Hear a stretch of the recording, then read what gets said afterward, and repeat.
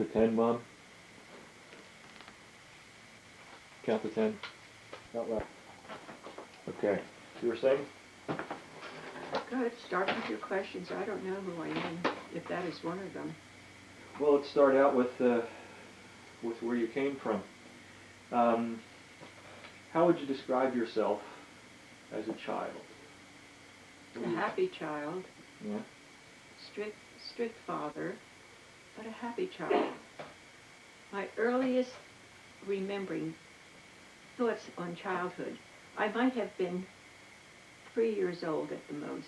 We lived in a little house, very hot in the summertime. And of course we dressed differently than children do now, in shorts and such. We had dresses and petticoats, and it was so hot, and I went to my mother and she took off my dress and I could run in my petticoat. A little girl in her petticoat. I remember running down the street so happy that I was free. How old were you? I could imagine. I was such a little girl. I don't want to say 2. Maybe I was 3 by then. But what joy. That I do remember. So you felt confined by the things you had to wear Apparently, back then? apparently. Now you're wearing pants. That was something would never happen back then? No, never. Oh, no. That was always dresses. Do you remember the first time you ever wore pants? Yes, but I was married already and in Philadelphia, and I had some children. And my friend Jean and I decided that we were going to, well, we were in dresses all the time and skirts. But that time we decided we were going to be devilish. We bought shorts. And that night when it was dark, I went out in those shorts. That was the only time I would dare go outside. It was the first time I wear shorts. Pants came along later in the picture. Actually, no, I should recollect now. I did start wearing pants when I was working at the Navy Yard during the war. There we had to have slacks. And that possibly was the first time. And that was a liberating feeling? It was liberating. I was mostly a tomboy because of 2 brothers. I shot marbles with them and flipped caps and peppered on Sunday, on Easter Sunday for the eggs. Yes, I was a tomboy. My mother despaired. Look at all the blue marks on your knees. You're going to have trouble in your old age with that, because I was always doing boy things. Any nicknames? Ida. Somebody gave me Ida. I don't know where that came from, but yes, that was it. Who were your friends? The children in the neighborhood. No specific friends until I was much older. 20, 21 there. Any memories of any particular pets that you really cherished? We cherished all pets. They were all called Fritz. My father called every dog we had Fritz. Kind of like Prince 1 and 2? Well, that was later on. We had the Prince, yes. But yes, we liked them. We liked pets. As a little girl and even as a teenager, were you popular? We didn't have that many friends. We had friends, neighbors, of course. You're referring probably to later on in years, with lower teens, upper teens. Then there we had. Anytime. And even at that time, well, in the early teens, only the girl or 1 or 2 in the neighborhood probably, and then some I knew in school. But no, we never had groups of friends. No. What about with boys? Not until the later teens. You were an unusually pretty young woman. You knew that about yourself.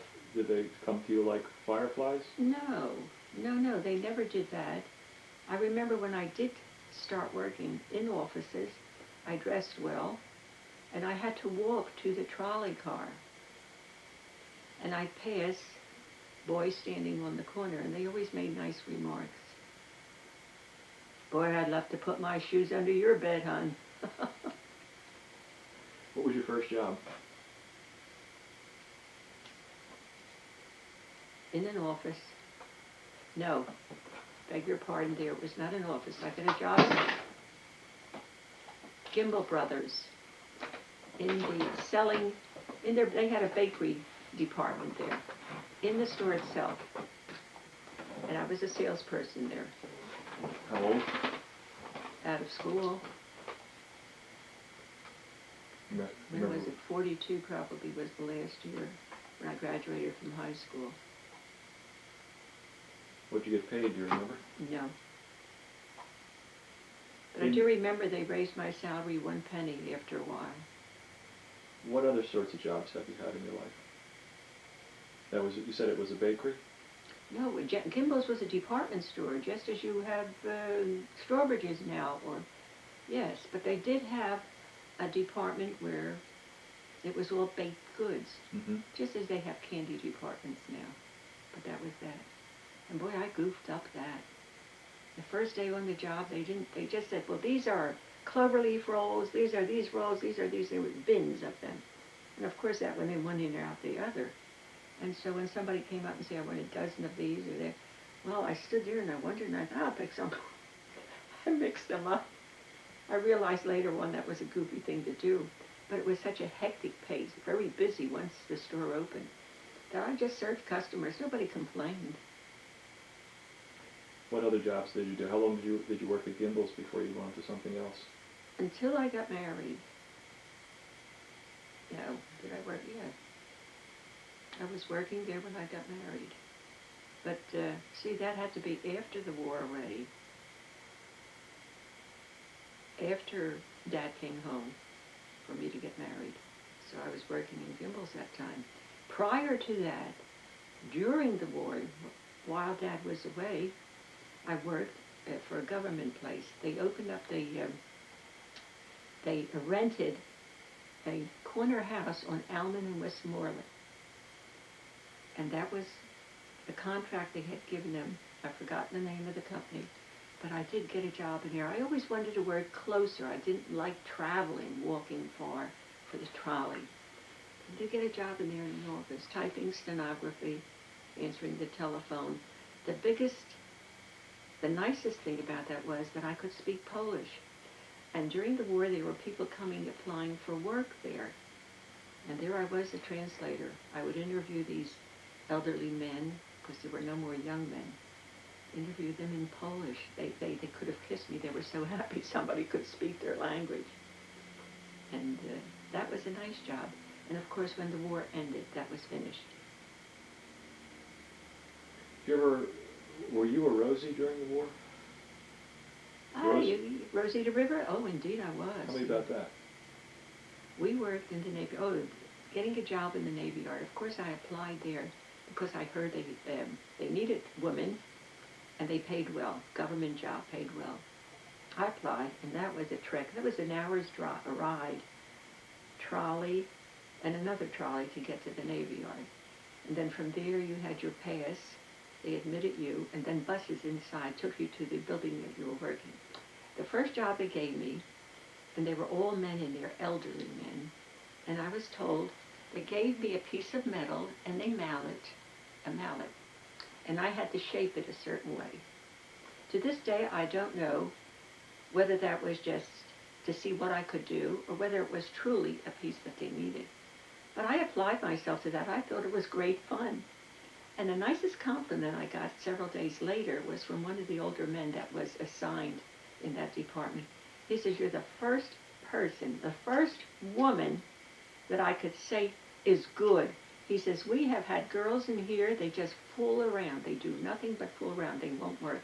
But you have worked every day. So, of course, I was very pleased with that. And from there, I went to different, until finally I was Rosie the Riveter, as we call them, but they upgraded me and put me in charge of 10 people, 10 other girls working there, watching how they do the riveting, etc., and drilling.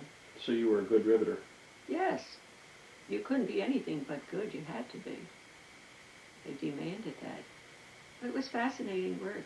I liked at lunchtime, and of course, at first they started me on day shift. Then it became more intense. It was 3 shifts. You worked 2 weeks on one shift, 2 weeks on a afternoon shift, and 2 weeks midnight to morning. And I liked that. I liked the midnight shift, going outside in the dark and sitting to eat our lunch.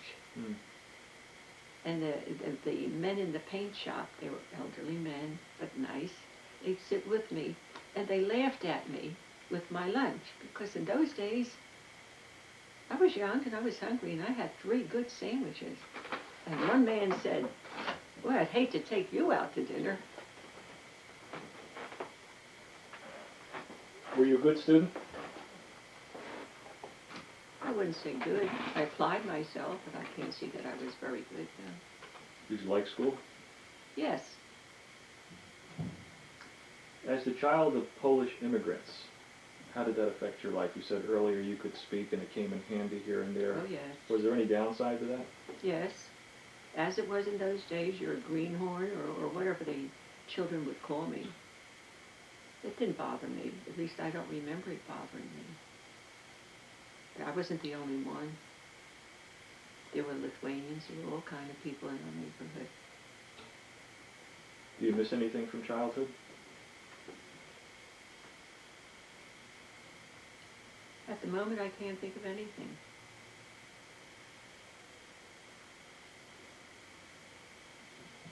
Looking back on childhood and how things were then, what do you think are some of the most significant ways in which the world has changed since you were a kid?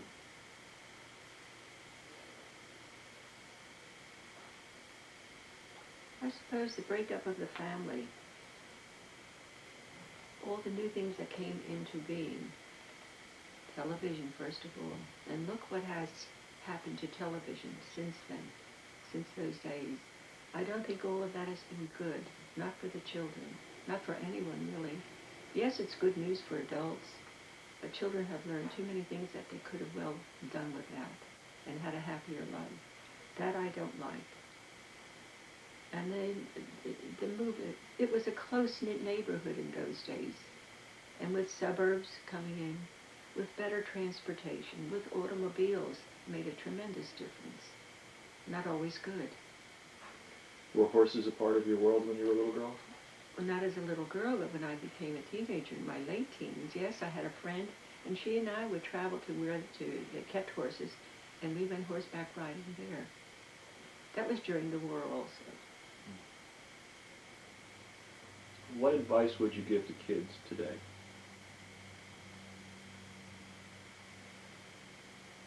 Try not to be so grown up so quickly. We see in the paper where little girls, 10 and 11, already are wearing makeup, and mothers are encouraging that. That's not right. Those children never have time to be a child. They're already grown up in makeup, and at 10 years old, come on, that's a little child. That's not right. That I resent. I regret that tremendously, what's happening. And the boys, they expect so much more at a teenager. Dress, date, oh no, that's all wrong. Let them be children longer. That I don't like, what's happening there.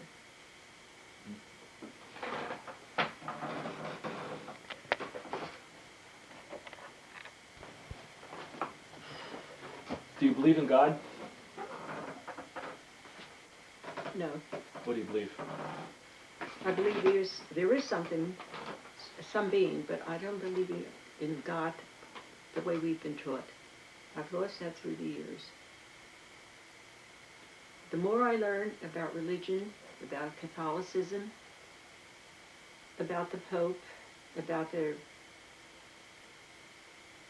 churches, the businesses that they have become, the money they're always asking for, it's just a big business. No, I don't believe that. I think once you're gone, you're gone. What do you believe it's all about? Have you ever come to a conclusion? Life itself? I don't know. I really don't. I've often wondered, why am I here? Why was I born? What is my purpose in life? What should I be doing? And I don't know.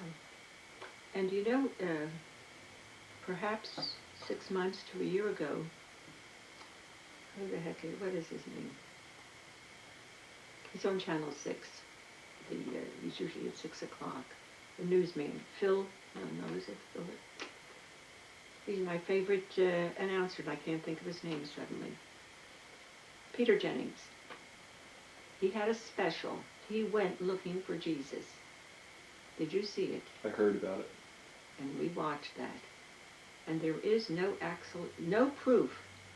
All the way back, there was no proof that there was a Jesus. Which just enforced my thinking. Hmm. How tall are you? 5'6.5", until I started shrinking, and now I'm about 5'6". My mother always said you shrink when you get older, and I guess I did. A half an inch. I have to ask you what your weight is. No problem. I've never been silly about that. No? No. When I worked in the Navy Yard with my 3 sandwiches, I was 155. And I was thinner than I am now, and I mean a great deal thinner. Now it's just settled. But now I hover around 140, 142, 139, 142, 139. I'm in that bracket there. When you were back in the Navy Yard, what was the color of your hair? A very light brown, and it was natural. It was not tinted. They called me, the boys that always said I passed on the way to work, they called me Blondie. So there must have been a blonde sheen to my hair, which darkened with time. Any birthmarks? Yes. I don't know if I should. Any that you can tell us about? I should have asked. I'm just thinking. No, I have. You know how you have a birthmark in my thigh? On my thigh, I had something like that. That's it. What are your favorite smells?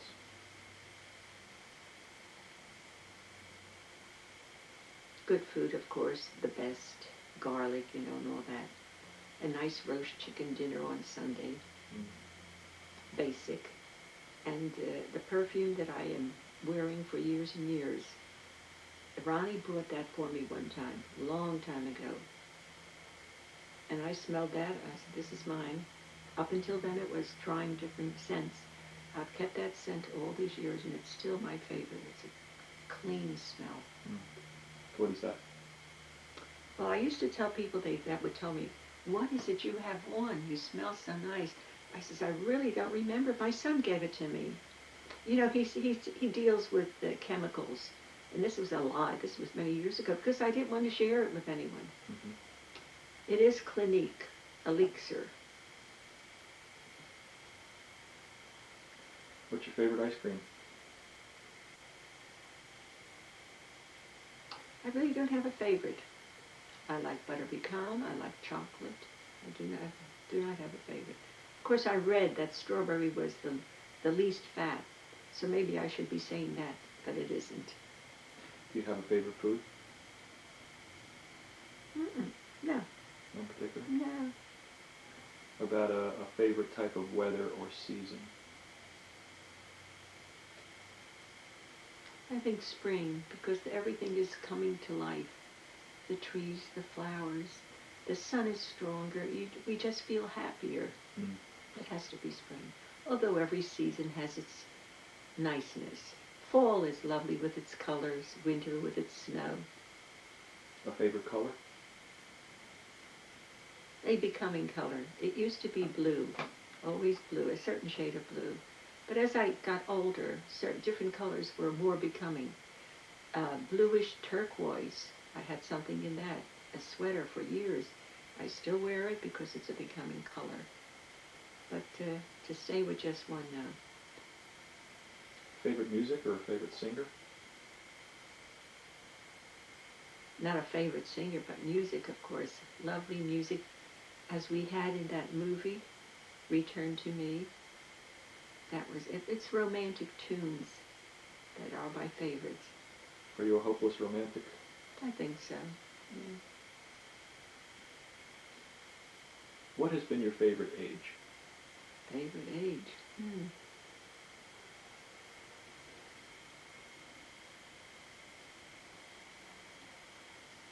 I don't know. I really don't know.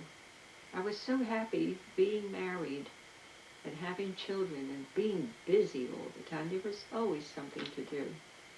Maybe that was my favorite age. 30s, 40s, that way. How do you feel about aging? I would, at first, in my 60s, when I realized I was really, really showing age, I was sorry because it was too late then to do some of the things that I had dreamed of doing. But now, I've reconciled. I like being what I am. I've slowed down, as I think you've told me sometimes. Slow down, Mom. I've slowed down. I like the routine that I have with Dad. The crossword puzzle we do in the morning. We take our naps in the afternoon. I suppose this is a very good age, too. And I do like old age.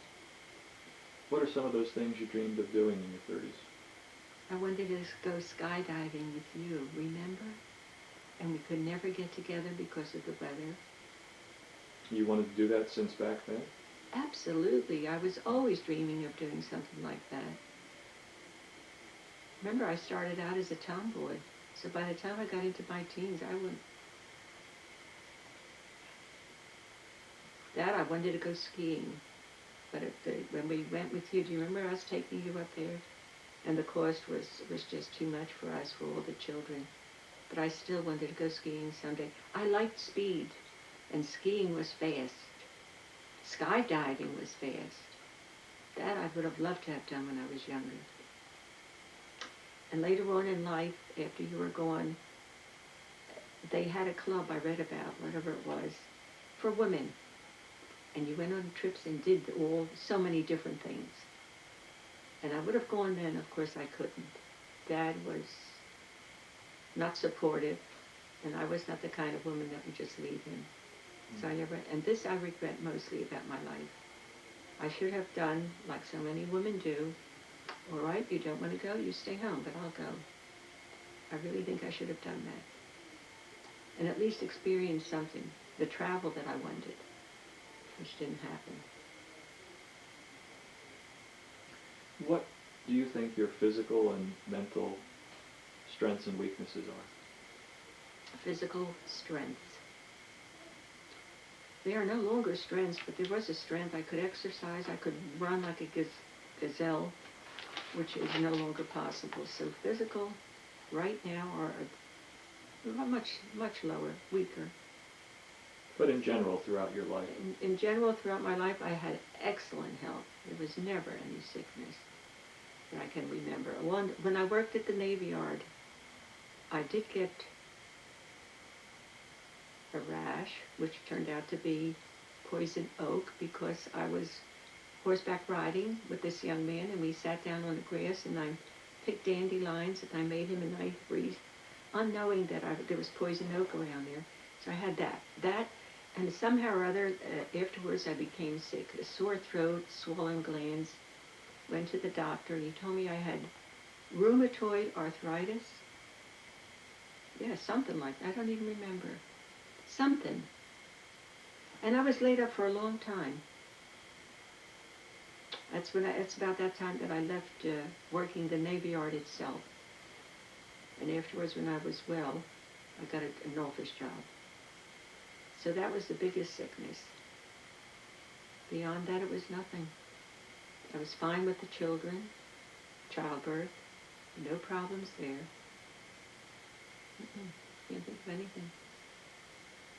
So that's physical. What about emotional and mental? What are your strengths and weaknesses emotionally and mentally? I've learned to control my impulses, and I am an impulsive person. I was. I control them. That's mental. I've learned to be more quiet. Some I haven't controlled. I think I do speak out, which I find that people find very irritable about me.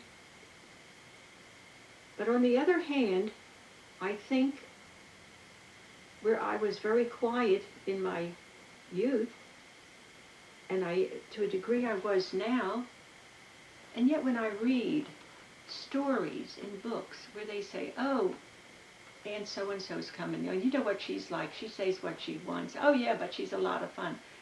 Well, maybe I do speak out and say things, but it was never intended. Why can't somebody take me as being, funny? But it was always a resentment that I sensed if I said something that disturbed another person. And this hurt a great deal, because never would I want to hurt someone deliberately.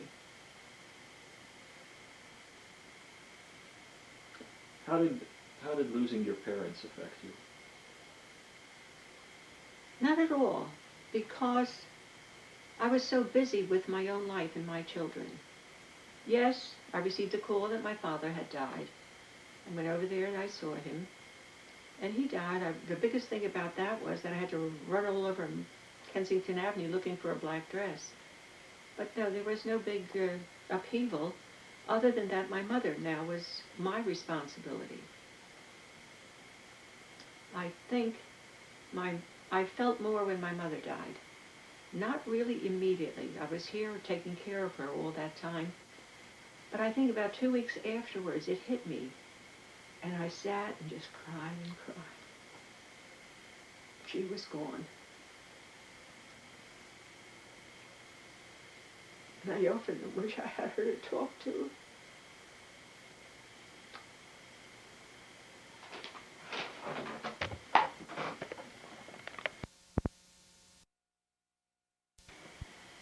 What are some of the most important events in your life and why?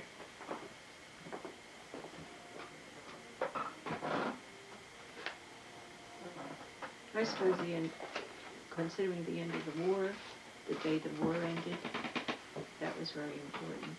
I was in an office working and we were told to go home. But I remember thinking all the way home, Dad, my boyfriend's going to be coming home. My boyfriend, which was Dad. I remember that. That was important. My marriage, of course.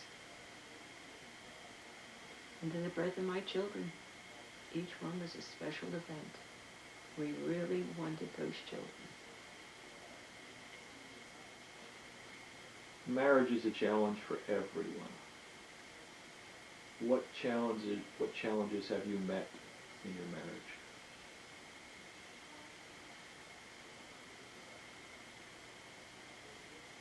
Living with another person who was totally different from me, that in itself was a challenge. But we were in love. That was no problem, really.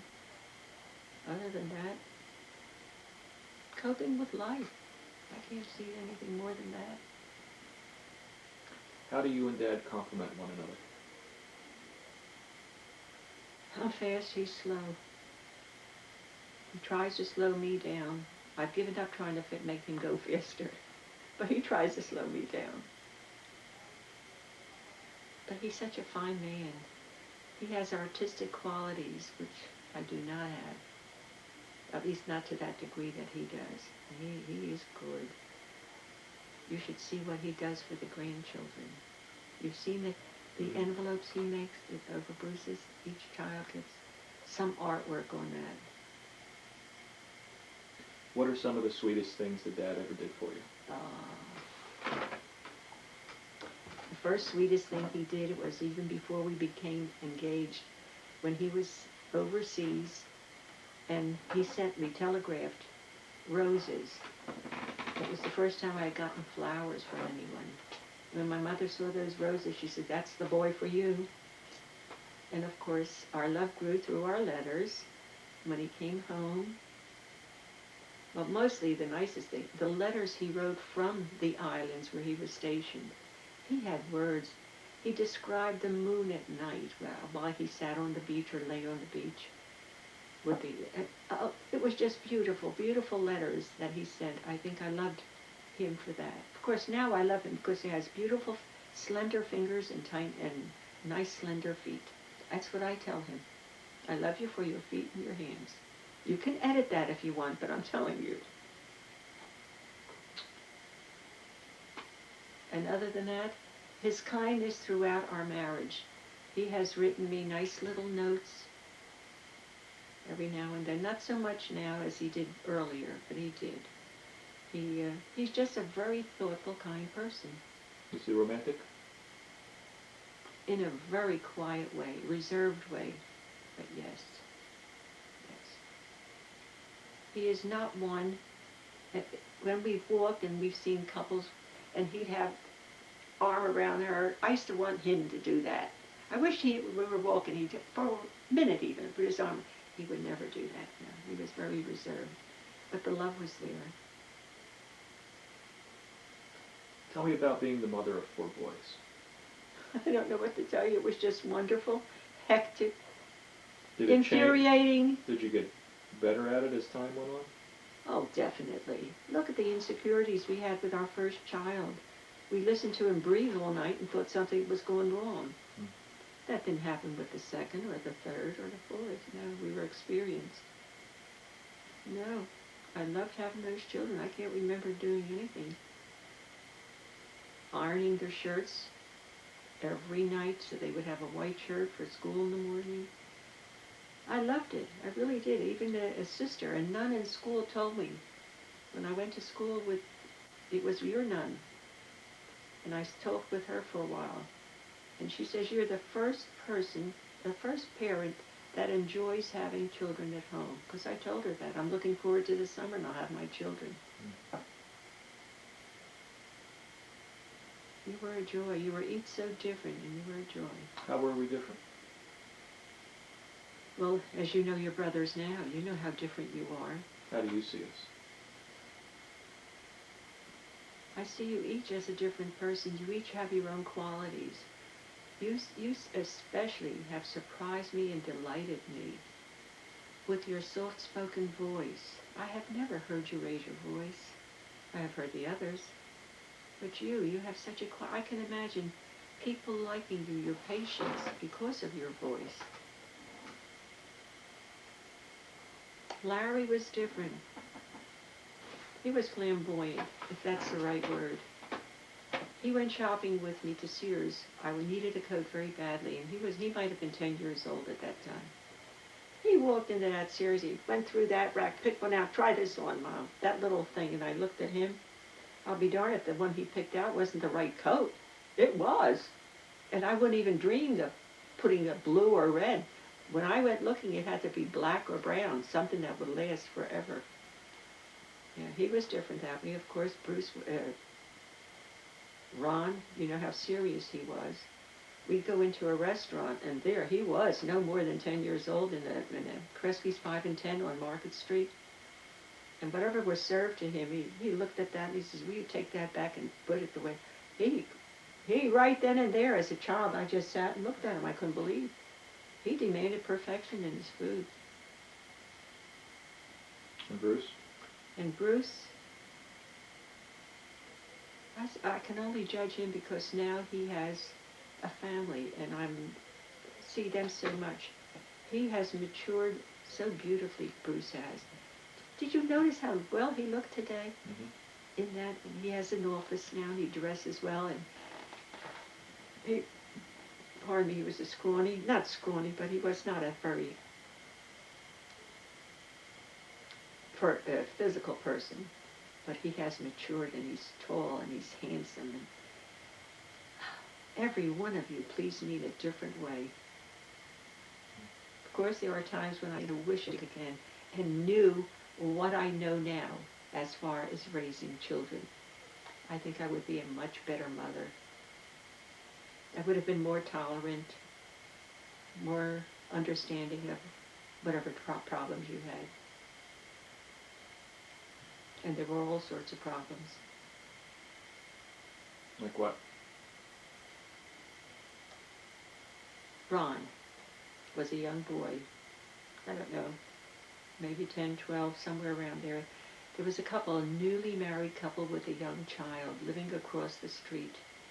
And that man came to my house and rang the doorbell. He was furious because they had that little baby. I don't know whether they were sitting on the porch with it. And Ron threw something, and it landed close to them. On their sidewalk, but it was close. And he came to complain. And I thanked him, and then I took Ron aside, and I said, what did you do? I'm afraid I was less than understanding. And I regret that to this day, that I couldn't have asked him, what happened really? Listen to this side, the other side of the story. And I heard many things after that couple later on. They didn't get along with anyone on the street. What about the other boys? Any events in particular you remember? With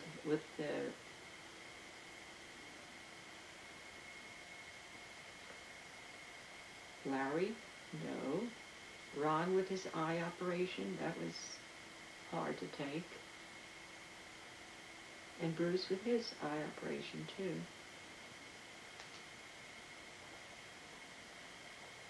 Ron particularly, because when I took him into the hospital, they told me to go right home. They wouldn't let me stay, and this was a little boy.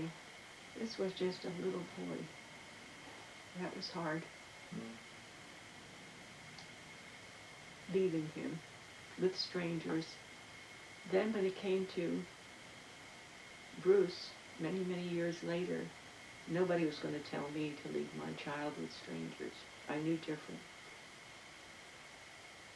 I would have taken him home since I would, rather than leave him and have him go through. I often thought that children are with that such a traumatic experience, and that was by leaving him twice. Next time we came in, he was so happy to see us. We waited till he fell asleep, and then we had to leave.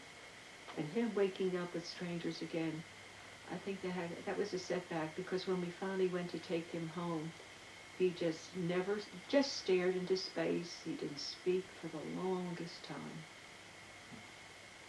No matter what we gave him or did for him, he just stared. I think that changed him.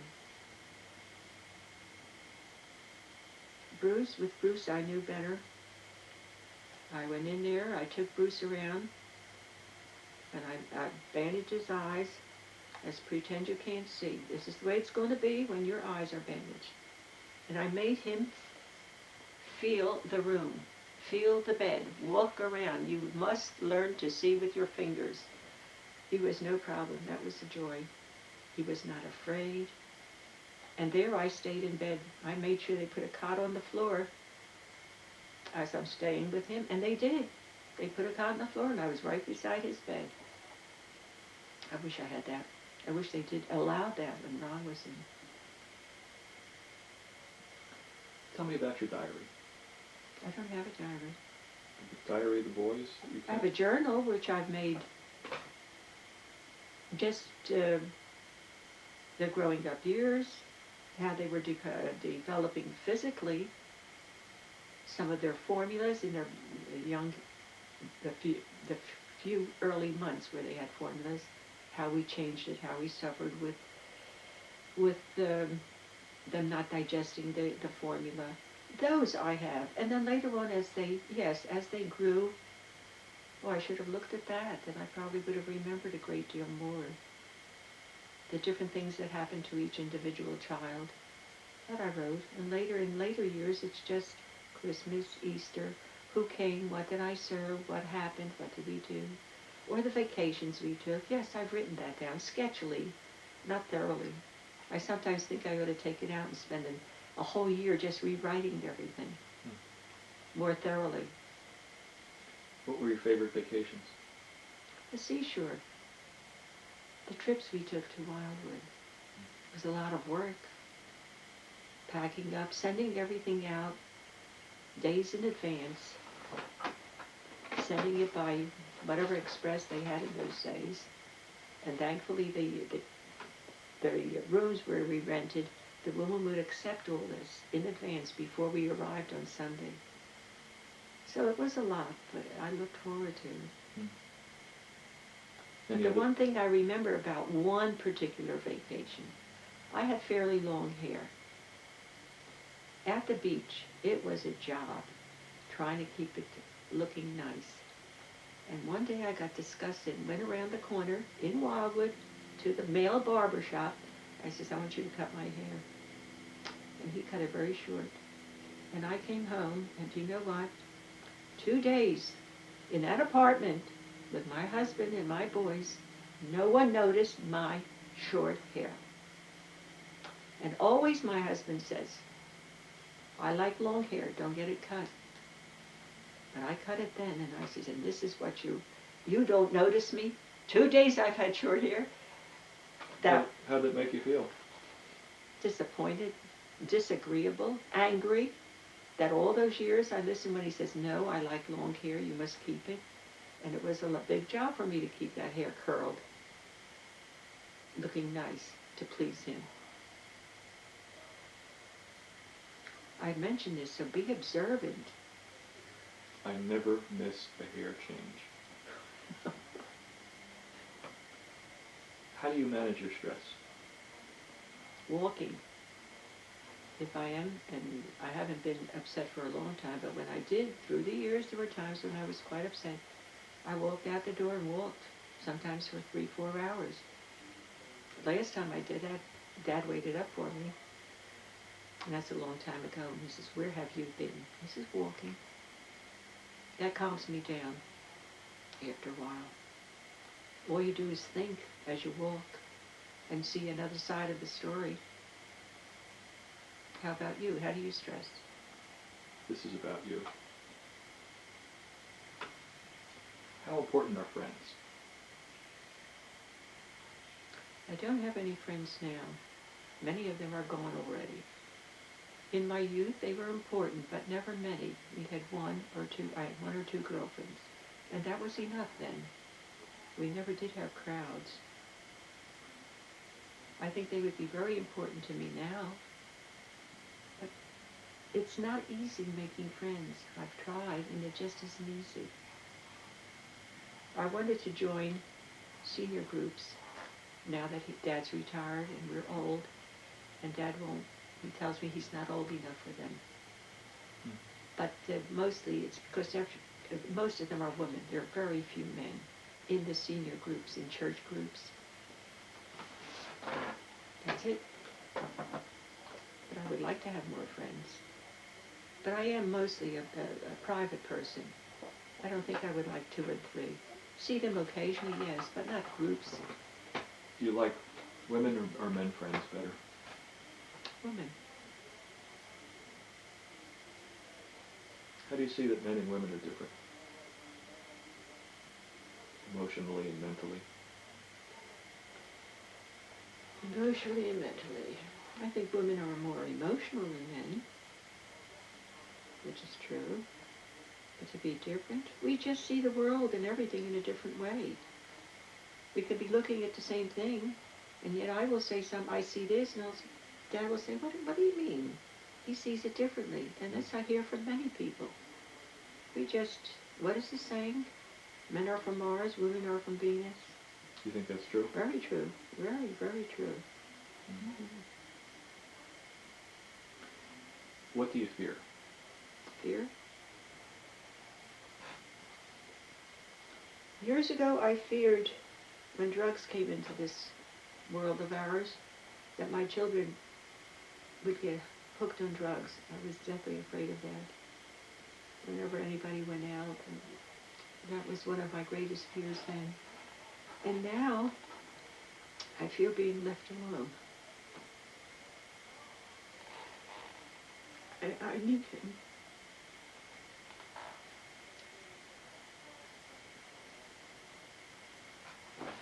And that would be the only fear.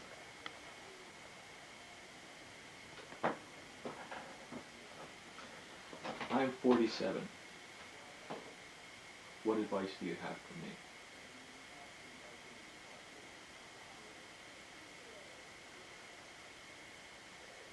I don't know what I could tell you. You've done such a beautiful job of your life. I couldn't tell you anything. Love one another. Be understanding, which I know you are. I wouldn't know what to tell you, Ken.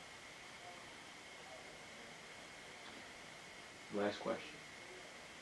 If you could be granted 3 wishes, what would you wish for? As I said once before, if I could live my life over with the wisdom that I have now, gained through the years, but that's impossible. Wish number 2, that I was a little younger so that I could do some of the things that I dreamed of. And 3, that I am never on life support systems. I think I've explained, I have a living will, I will not lie in bed for you for months or assistant. I want to go quickly. If I'm to die, I want to die quickly. That's selfish, but that's the way I want it. I want to be cremated, definitely. No viewing, none of that nonsense. I hated that when I had to go to a viewing. Anyone died in the neighborhood, I was a little girl, I had to go with my mother. Boy, how I did want that. And I will not have that. Now, I'm glad you have this, but I'm telling you, I've told all my boys, cremation and no viewing. And if there's anything good in my organs, donate them. Anything else you'd like to add? No. Life is good. I'm happy. How about that winning smile? There you go. Oh, Kenny.